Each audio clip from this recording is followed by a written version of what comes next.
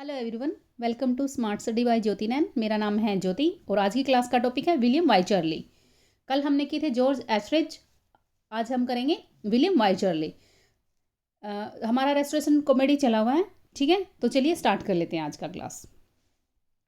इनका biographical background देख लेते हैं। सबसे पहले इनका जो बर्थ प्लेस है श्रॉपशायर में है और ये रोमन कैथोलिक अपना जो रिलीजन है उसमें चेंज कर लेते हैं। पहले क्रिश्चियन होते हैं, then converted to Roman Catholicism. लेकिन फिर क्या होता है, एक पर्सन आते हैं बार्लो, उनके इन्फ्लुएंस के अंडर उनके इन्फ्लुएंस के अंडर में वो दोबारा से अपना धर्म चेंज कर लेते हैं, मतलब क्रिश्चियन बन जाते हैं। According to Church of England he becomes he converted to Christianity. He also entered in Inner Temple, ठीक है। मतलब इनर टेम्पल क्या है, it is a residence of professional जज एंड लॉयर्स, ठीक है। वहाँ पे भी जाते हैं लेकिन वहाँ पे अपना मतलब कोर्स वगैरह कंप्लीट नहीं करते, तो इतना इंपॉर्टेंट नहीं है इनका बायोग्राफिकल बैकग्राउंड, इसलिए मैंने थोड़ा जल्दी जल्दी बता दिया। तो चलिए सीधा इनके वर्क करते हैं। अभी इंपॉर्टेंट है इनके वर्क सभी, ठीक है। He was an English dramatist of restoration age, ये हमें पता है। Best known for his play the Country Wife and Plain Dealer, must read work हैं ये इनके, ठीक है। इनको पढ़ना है लाइन टू लाइन। तो कुछ इनके माइनर वर्क हैं दो। सबसे पहला वर्क है इनका, ये तो बस मैंने मेजर वर्क बताए हैं जो लास्ट में करेंगे क्योंकि लास्ट में ही लिखे गए हैं। सबसे पहला वर्क था इनका Love in a Wood, Love in a Wood. इसका सबटाइटल है सेंट जेम्स पार्क, ठीक है। St James Park important, publish in 1671। It is a comedy, it is debut play, मतलब इनका पहला प्ले है। It was stage at Royal Theatre और Drury Lane by King's Company, ठीक है। याद रखना तो रख लेना, अदरवाइज इंपॉर्टेंट बस इतना ही है। Love in a Wood, subtitle is St James Park, publish in 1671 और कॉमेडी है ये। कॉमेडी तो हम कर ही रहे हैं, ठीक है। देन आता है इनका the gentleman dancing master, it publish in 1673। He says in the epilogue, इसके एपिलोग में बोलते हैं all gentleman must pack to sea, मतलब उनको समुद्र की यात्रा करनी चाहिए, वहाँ पे जाना चाहिए। इसके एपिलोग में ये बात बोलते हैं। और कुछ इंपॉर्टेंट नहीं है, बस इतना ही इंपॉर्टेंट है। अब जो इंपॉर्टेंट है वो है हमारा the Country wife, very very important, must read है, इसको घोट कर पी जाना, ठीक है। It was publish in 1675। A product of tolerance early restoration period, the play reflect an aristocratic and anti-puritan ideology, anti Puritan ideology को दिखा रहा है, ठीक है। इससे पहले प्यूरिटन का हमें पता है क्या था, ये एंटी प्यूरिटन है, मतलब उसके अगेंस्ट है ये प्यूरिटन के। And was controversial for its sexual explicitness even its own time, ठीक है। ये कंट्रोवर्शियल है इसकी due to its depiction of sexual. It was between 1753 to 1924, इतना लंबा टाइम पीरियड है, देख लेना इसका, ठीक है। इसके बीच में मतलब इसको स्टेज नहीं किया गया, इसको प्ले नहीं किया गया क्योंकि इसको काफ़ी लाइसेंटियस मतलब वल्गर बोला गया। तो बाद में कौन इसको करते हैं, किसकी वजह से ये स्टेज पे आते हैं, मतलब किसकी वजह से इनको परफॉर्मेंस मिलती है, डेविड गैरिक आते हैं। उनका एक वर्क होता है कंट्री गर्ल, ठीक है। इसी टाइटल को ये मॉडिफाई करते हैं और इस वर्क को भी, इस प्ले को भी मॉडिफाई करते हैं, कुछ चेंज करते हैं, तब जाके इसकी परफॉर्मेंस की जाती है ओपनली, ठीक है। आ गया समझ में। और क्या रीज़न था, क्योंकि इसमें सेक्सुअल इंटरप्रिटेशन काफ़ी है और मतलब थोड़ा लाइसेंटियस है, वल्गर है, कुछ डायलॉग्स ऐसे हैं, ठीक है। तो चलिए देखते हैं आगे। इसमें करेक्टर्स देख लेते हैं कौन कौन है, क्या स्टोरी चल रही है, ठीक है। हाँ, एक इंपॉर्टेंट बात याद रखनी जो लास्ट में बोला था मैंने, वहाँ से यहाँ से क्या क्या याद रखना है इसमें, डेविड गैरिक द कंट्री गर्ल, और ये प्रोडक्शन एंटी प्यूरिटन आइडियोलॉजी है, और इसका मतलब परफॉर्मेंस प्रोडक्शन कब होती है। इसके करेक्टर्स हैं हैरी हॉर्नर, ये जो प्रोटैगनिस्ट है, ये मेन करेक्टर है इसमें, जो हीरो होता है।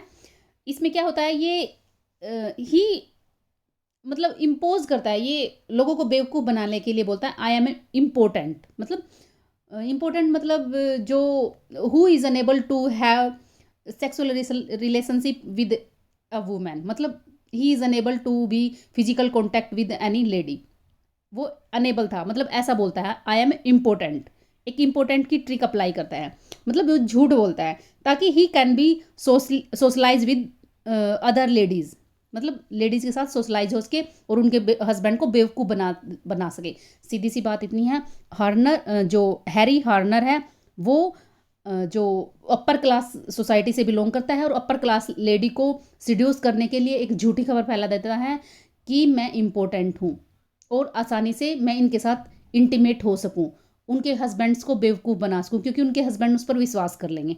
ठीक है, तो ये है। और इसकी जो ये ट्रिक है, जो ये झूठी बात फैलाता अपने बारे में, इम्पोर्टेंट हूँ मैं, तो ये जो ट्रिक है ये उठाई गई है इन्होंने, हमारे जो वाइचरले हैं इन्होंने ये ट्रिक उठाई थी टेरेस, हमारे एक राइटर होते हैं टेरेस, उनका यूचस देख लेना, जो भी प्रोनाउंसिएशन है, यूनस है या यूनक्स है, जो कुछ भी है, ठीक है, यहाँ से उन्होंने ये ट्रिक उठाई है, याद रखना इसको। एक करेक्टर आ गए हमारे हैरी हॉर्नर, और इसकी ट्रिक क्या थी और कहाँ से उठाई गई है। अब बात करते हैं जो करेक्टर्स जिनको ये बेवकूफ़ बनाता है। जो हमारा नाम है कंट्री वाइफ, जो टाइटल है वो कंट्री वाइफ कौन होते हैं, वो कंट्री वाइफ होती है मार्गरी पिंच वाइफ। कौन होती है? Margery Pinchwife. She is the wife of Mr Pinchwife, ठीक है। और इनकी मिस्टर पिंच वाइफ की एक सिस्टर होती है एल्दिया, ठीक है। The married life of Pinchwife and Margery is based on Moliere. Moliere ही मैंने जब रेस्टोरेशन कॉमेडी करवाई थी ना, मतलब उसकी करेक्टरिस्टिक्स बताई थी, रेस्टोरेशन कॉमेडी होती क्या है, उस लेक्चर में मैंने इसको एक्सप्लेन किया हुआ है। मतलब इन पर बेस्ड है, ये एक फ्रेंच राइटर है मोलियोर, इनके वर्क्स पर, इनकी आइडियोलॉजी पर बेस्ड है हमारे कॉमेडी ऑफ मैनर। यहाँ से मतलब ज़्यादा इन्फ्लुएंस इनसे है। तो इनके एक वर्क है the School for Husband and the School for Wives, ये दो वर्क हैं इनके। यहाँ से इन्होंने ये जो इनकी मैरिड लाइफ की जो स्टोरी है यहाँ से उठाई है, ठीक है।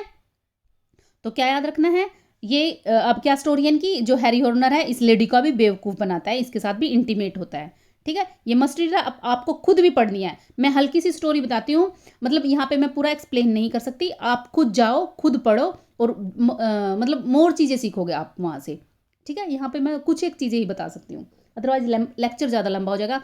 अदरवाइज क्वेश्चन ठीक करना है तो इतना भी जरूर, इतना इनफ है भाई। हैरी हॉर्नर याद कर लिया, Margery pinch wife, mister pinch wife, इनकी सिस्टर एल्दिया, और किस पर बेस्ड हैं ये कैरेक्टर्स, कहाँ से क्या उठाया है।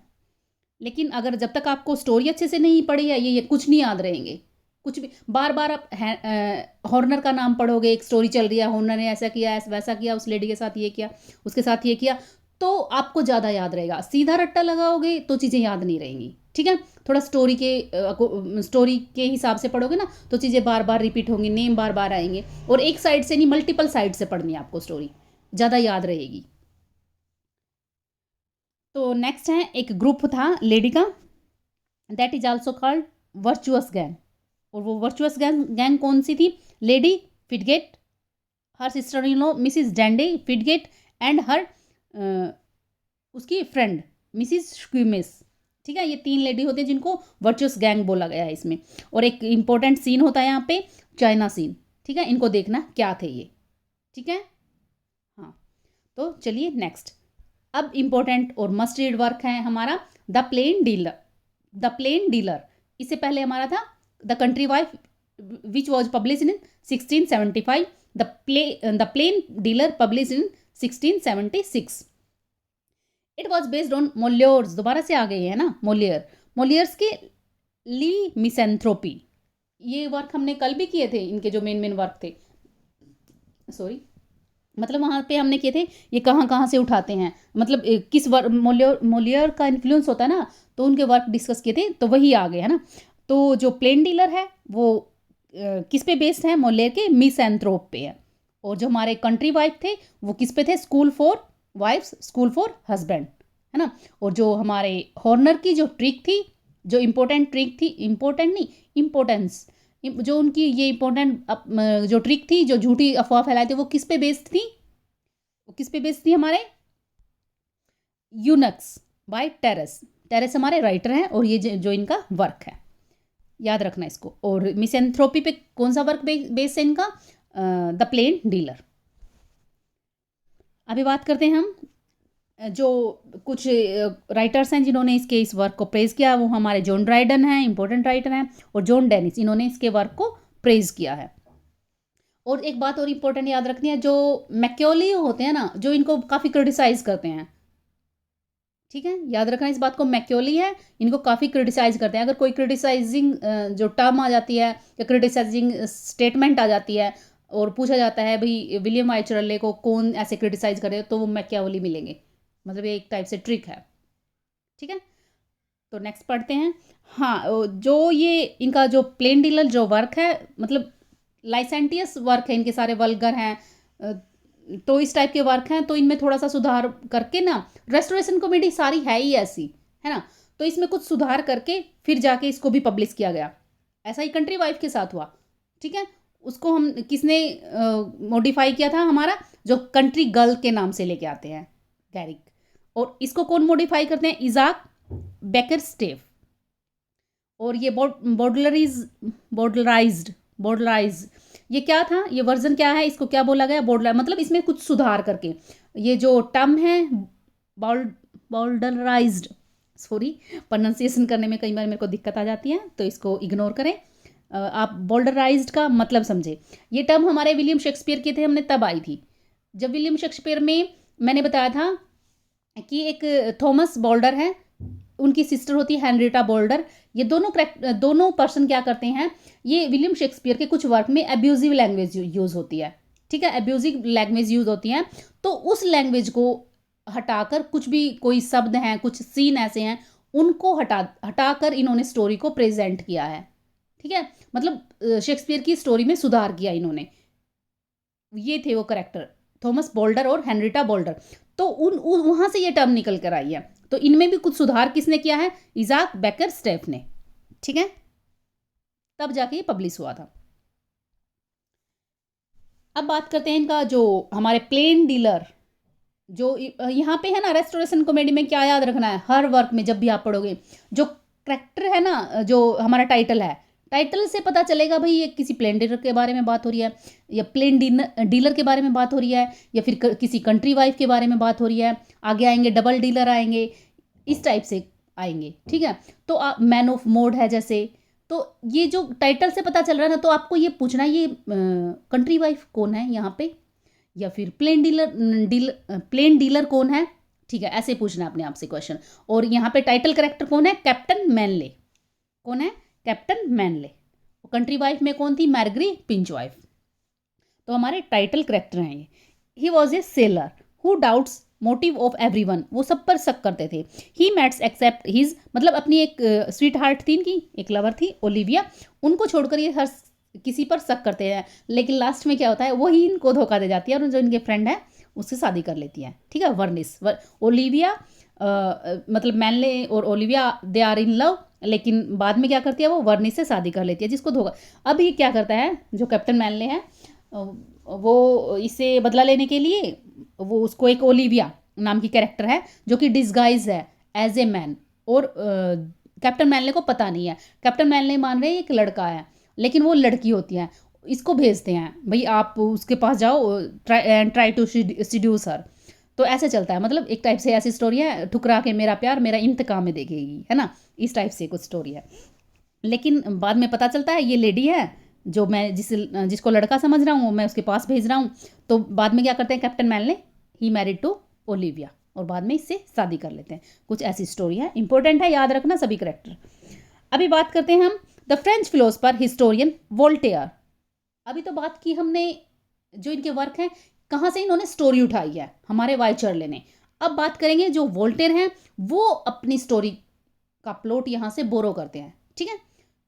वोल्टेयर हमारे फ्रेंच फिलोसफर हिस्टोरियन ड्रामेटिस्ट हैं, जो अपने वर्क ला प्रूड या फिर द प्रूड, मतलब यानी, मतलब ये तो फ्रेंच में टाइटल है इनका और ये इंग्लिश टाइटल है, इसके लिए अपना जो प्लॉट है यहाँ से बोरो करते हैं, ठीक है। क्लियर हो गया ना सारा, अच्छे से सब कुछ याद होना चाहिए जो यहाँ पे लिखा है, जो हाईलाइट है उसको आप भूल कर नहीं जा सकते, और जो मैं मस्ट रीड बोलती हूँ उसको अच्छे से याद करना, ठीक है। कुछ भी भूलना नहीं है, बार बार रिवाइज करना है, अपने नोट्स बनाने हैं खुद। और मैं मतलब मेरी थिंकिंग ऐसी है, मेरे नोट्स से बाहर, मेरी क्लास से बाहर नेट में क्वेश्चन नहीं आ सकता, ठीक है। इनसे बाहर कोई भी क्वेश्चन नहीं आएगा अगर आप इनको अच्छे से कर लेते हो, और जो मैं वर्क बोलती हूँ आपको, ठीक है। और मैं देख रही हूँ कि व्यू काफ़ी कम आ रहे हैं, पता नहीं आप क्या कर रहे हो। एंटरटेनिंग वीडियो पे तो आप इतना इतना मतलब बार बार देखते रहते हो उनको, और अच्छी चीज़ें नहीं सीख रहे हो। तो प्लीज़ मेरे चैनल को सब्सक्राइब करें, लाइक करें, शेयर करें अपने फ्रेंड्स के साथ। और ऑथेंटिक वीडियो होती है मेरी, ऐसे नहीं कहीं से भी डाल रही हूँ मैं उठा के, है ना। तो प्लीज़ शेयर करें अपने फ्रेंड्स के साथ और कमेंट भी करें, है ना। तो आज की वीडियो को हम यहीं पे एंड करेंगे। Thank you for today.